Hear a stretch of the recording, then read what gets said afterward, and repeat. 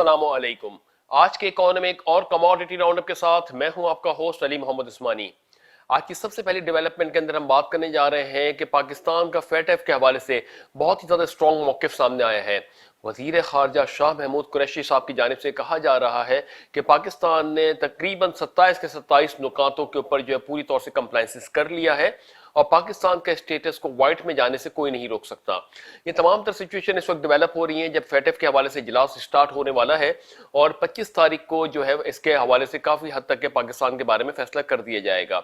वहीं पर government of Pakistan जो है पूरी उम्मीद है कि पाकिस्तान के स्टेटस को ग्रे से निकाल के व्हाइट में मुंतकिल कर दिया जाएगा। मगर जो इस वक्त मार्केट के सेंटिमेंट्स हैं, जो स्टॉक मार्केट्स की बात कर लें, वो अभी वेट एंड वॉच के सिनेरियो के ऊपर है कि देखना यह है कि हतमी फैसला क्या होता है पाकिस्तान के लिए।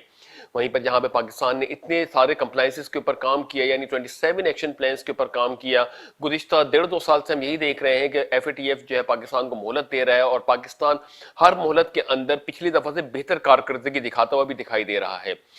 ये जो इस वक्त सिनेरियो डेवलप हो रहा है और ये जो पाकिस्तान ने सब कंप्लायंसेस किए हुए हैं, एफएटीएफ को जो पाकिस्तान ने इस वक्त तमाम तर चीज़ों को एशियन पैसिफिक ग्रुप की जो मीटिंग हुई थी 1 महीने पहले एफएटीएफ की, उसके अंदर तमाम तर चीज़ों से आगाह किया था। यकीनन इस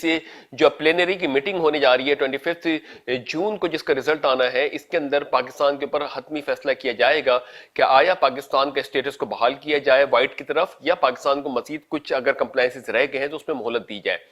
इन तमाम तर जो सिचुएशंस है इसके अंदर लगता यह है कि पाकिस्तान ने जो उस वक्त कोशिशें की हैं कंप्लायंसेस को पूरा करने के लिए, लॉ इन्फोर्समेंट के हवाले से बात करें, पाकिस्तान में जो कानून साजी की गई है, चाहे वो नो योर क्लाइंट्स के हवाले से, नो योर कस्टमर के हवाले से बात की जाए, ड्यू डिलीजेंस के हवाले से बात की जाए, चाहे इसके अंदर मनी लॉन्ड्रिंग को रोकने के लिए जो इकदाम किए गए हैं पाकिस्तान के अंदर,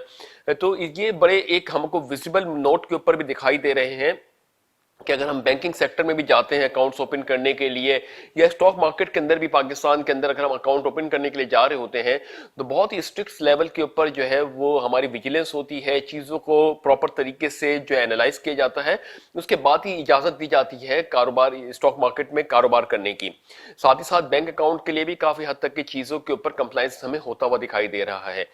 इसी तरीके से हम देखें कि security exchange commission of Pakistan भी बर वक्त कार्रवाई करते हुए कोई भी ऐसा इदारा, बिलखुसूस स्टॉक एक्सचेंज के अंदर कोई या स्टॉक ब्रोकर्स में से कोई भी ऐसा ब्रोकरेज हाउस जो कि इन कंप्लायंसेस के अंदर अगर लैगिंग कर रहा है फॉर एनी रीजन, तो उसके ऊपर जेआरटी तश्कील देके उसके ऊपर जो है कार्रवाई भी की जा रही है और उसको समन किया जा रहा है और जस्टिफिकेशंस ली जा रही हैं।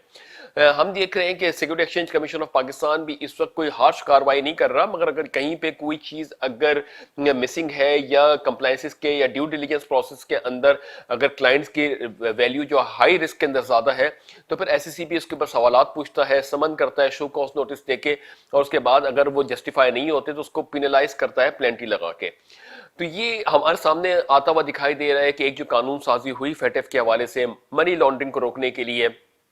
टेरर फाइनेंसिंग को रोकने के लिए, तो हमें इसके विजिबल असरात भी आते हुए दिखाई दे रहे हैं। एक जानिब हमने देखा कि कारोबार सरगर्मियों के लिए जो तमाम इनिशियल बेसिस के ऊपर ये चीज़ें दुश्वार कुन ज़रूर थी कि जो स्टॉक मार्केट के जो पिछले 20-25 साल का सिनेरियो है उसके अंदर अब जाके कहीं इतने ड्यू डिलीजेंस की प्रोसेस हुआ तो क्लाइंट्स को काफ़ी हद तक के इन चीज़ों का दुश्वारियों का सामना करना पड़ा।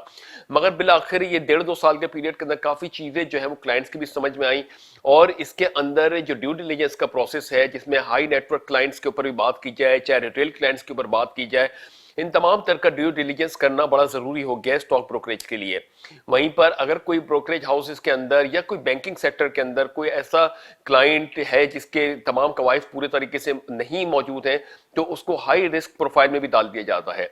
तो ये जो इस वक्त सिचुएशन है वो पाकिस्तान एफएटीएफ की जो कार्रवाइयां हैं या एफएटीएफ की जो रिजर्वेशंस हैं या बिलखुसूस मनी लॉन्ड्रिंग को लेके, साथ ही साथ टेरर फाइनेंसिंग को लेके, तो पाकिस्तान ने हमने देखा कि जिस तरीके से फेटएफ की रिजर्वेशंस को दूर करते हुए इन तमाम तक चीज़ों के ऊपर काम किया है, वहीं पर जो इस वक्त मतलूब मुल्ज़िमान की लिस्ट फराहम की गई थी फेटएफ की जानिब से पाकिस्तान को,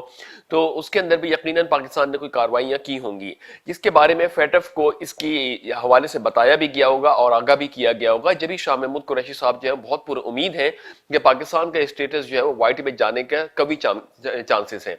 अब ये जो सूरत हाल इस वक्त डेवलप हो रही है, अगर पाकिस्तान को व्हाइट लिस्ट में कर दिया जाता है جس کے اوپر کافی جو ہے حلقوں کو ابھی اس وقت تشویش بھی ہے کہ شاید پاکستان کو ابھی گرے لسٹ میں ہی مینٹین کیا جائے، مگر دیکھنا یہ ہے کہ وہ تو آنے والے دنوں کے اندر، جب کل تک کے اس کے اندر تمام تر چیزیں کاروائیاں مکمل ہوں گی، تو دیکھنا یہ ہے کس طریقے سے اس کے ریزلٹس پاکستان کے فیور میں آتے ہیں۔ بہرحال ابھی بھی جو تمام تر سچویشنز ہیں، اس کے اندر اگر پاکستان کو وائٹ لسٹ میں منتقل کر دیا جاتا ہے تو پاکستان کے لیے یہ بہت ہی زیادہ گولڈن سینیریو ہوگا کہ اس وقت یہ پاکستان کے اکانومک انڈیکیٹرز بہت بہتر ہیں، اور اب پاکستان پروگریس کر رہا ہے کووڈ کے جو سینیریو سے باہر نکلتے ہوئے، تو اس میں پاکستان کو ہم نے دیکھا کہ امپورٹس کی وجہ سے کافی حد تک کہ ہم کرنسی کے اوپر پریشر آتا ہوا دکھائی دے رہا ہے۔ اگر یہ پاکستان کے تمام تر سچویشنز جو ہے وہ بیلنس ہوتی ہیں، چیزیں برابر ہونے لگتی ہیں، پاکستان کا اسٹیٹس وائٹ میں کنورٹ کر دیا جاتا ہے، تو اس کی وجہ سے پاکستان کی معاشی اصلاحات کے اندر ایک بوسٹ آ سکتا ہے آنے والے 2-3 مہینوں کے اندر۔ تو یہ ایک جو سچویشن ڈیولپ ہو رہی ہے کہ پاکستان کو وائٹ لسٹ میں ڈالا جائے، اور پاکستان اگر وائٹ لسٹ میں آتا ہے اور پھر پاکستان کے اندر کاروباری کی جو انٹرنیشنل لیولز کے اوپر یا فورینرز پاکستان میں آ کے اگر انویسٹمنٹ کرتے ہیں، کہ وائٹ لسٹ میں آنے کے بعد ان کو تقریباً گرین سگنل مل جاتا ہے کہ پاکستان میں آ کے وہ انویسٹمنٹ کر سکتے ہیں، تو جب یہ سچویشن ڈیولپ ہوگی تو پاکستان کی معیشت کے لیے بہت مثبت اقدام ہو سکتا ہے۔ دیکھنا یہ ہے کہ فیٹف کیا رزلٹ دیتا ہے، فیٹف کیا ورڈکٹ دیتا ہے پاکستان کے حوالے سے، اس کے لیے ہمیں جو ہے وہ دیکھنا ہوگا کہ جب یہ میٹنگ کنکلوڈ ہوگی۔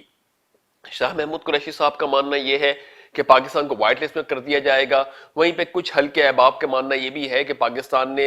جو ٹیرر فائنینسنگ کے حوالے سے تو کام کیا ہے، مگر مطلوب دہشت گرد کے حوالے سے کیا کام کیا ہے اس کے اوپر گورنمنٹ ہی بہتر جانتی ہے۔ تو چونکہ ابھی جیسا کہ ان کو ابھی پتہ نہیں ہے اینالسٹ کو کہ اس کے اوپر گورنمنٹ نے کیا کام کیا ہے، یا تو وہ ابھی اتنے زیادہ اس کو لے کے آپٹیمسٹک ہوتے ہوئے دکھائی نہیں دے رہے۔ یہی کچھ سینیریو ہے کہ جس کی وجہ سے کہا جا رہا ہے کہ شاید پاکستان اگر ان چیزوں کے اندر، جیسے گورنمنٹ اگر دعویٰ کرتی ہے کہ کر لیے کمپلائنسز، تو بہت کبھی چانسز ہوں گے کہ پاکستان کو وائٹ لسٹ میں منتقل کر دیا جائے، ورنہ اس کے اندر دیکھا جائے گا کہ پاکستان اگر اس میں تھوڑا سا لیگنگ کر رہا ہے، یا فیٹف کی میٹنگ کے اندر پاکستان کو تھوڑا سا اگر اس میں مزید اسٹرکٹ کرنے کے لیے بات کی جاتی ہے ان چیزوں کو، یعنی جو ٹیرر فائنینسنگ کو روکنے کے لیے یا مطلوب دہشت گرد کے اوپر کارروائی سخت کرنے کے لیے اگر کوئی فیٹف اگر اپنی ریکمنڈیشن کو دیتا ہے، تو شاید پاکستان کو کچھ عرصے کے لیے پھر گرے لسٹ میں رہنا پڑ جائے۔ بہرحال یہ تو ایک قیاس آرائیاں ہیں۔ گورنمنٹ کی ہم بات کریں تو گورنمنٹ بڑی پر امید ہے یہاں پہ کہ پاکستان کے اسٹیٹس کو وائٹ میں کر دیا جائے گا۔ یہ اس وقت جو پورا سینیریو ہے، اس وقت سرکمسٹینسز جو ڈیولپ ہو رہے ہیں پاکستان کی معیشت کے لیے، ایک بالکل ایسا سینیریو ہے کہ اگر یہاں سے پاکستان اپنی چیزوں کو بہتر کرنا شروع کرتا ہے تو پاکستان کے لیے آنے والے وقتوں میں، یعنی 6 مہینے 8 مہینے کے اندر پاکستان کی معیشت کے اندر بہتری کے اثرات آتے ہیں شروع ہو جائیں گے۔ وہیں پر دیکھیں کہ آئی ایم ایف کے ساتھ بھی پاکستان کی اس وقت وفد کی جو میٹنگ چل رہی ہے اس میں کہا جا رہا ہے کہ پاکستان کے جو آئی ایم ایف کا پروگرام ہے وہ ابھی جو تاخیر کا شکار تو ضرور ہوا ہے، مگر اس کے اندر ابھی کوئی جو اس کو مؤخر نہیں کیا گیا ہے۔ اس کے اندر شوکت ترین صاحب جو کہ وزیر خزانہ ہیں، انہوں نے بھی یہ کہا ہے کہ پاکستان کا آئی ایم ایف کے ساتھ جو اس وقت ریلیشن چل رہا ہے اس کے اندر کچھ ریزرویشن ضرور ہیں وزیر خزانہ صاحب کو، کہ یہ جو بجلی کے نرخ ہیں ان کے اندر اضافے کی بات کی جا رہی ہے، ساتھ ہی ساتھ جو پیٹرولیم پرائزز کے اوپر بھی کافی چیزوں کے اوپر ڈسکشن ہو رہی ہے۔